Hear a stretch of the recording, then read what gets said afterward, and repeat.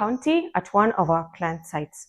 Within this installation, we do have a 31.92 kilowatts peak system and a 42.4 kilowatt hour battery storage. Behind me, you will find that we have a setup for different control panels. Within this home, the systems and appliances that are used in the house are 110 volts. So that's why we have this step down to take the 240 volts down to 110 to keep the appliances safe from all the energy that's coming into the house. Above, you will see a day inverter. It is 50 kilowatts in terms of size. You can tell from the control panel that you can see all the energy that is being gotten from the sun radiation, and also it shows that the client is off-grid.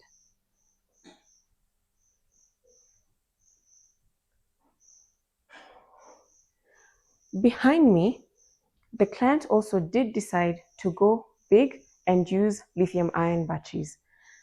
His choice was the Waco 5.3 kilowatt-hour batteries. In total, there are 10 batteries, and at 80% depth of discharge, each of the batteries give 4.24 kilowatt-hour.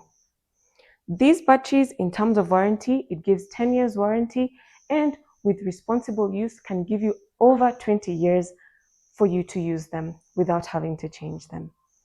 The HV box is a communication hub between the inverter and all the 10 batteries.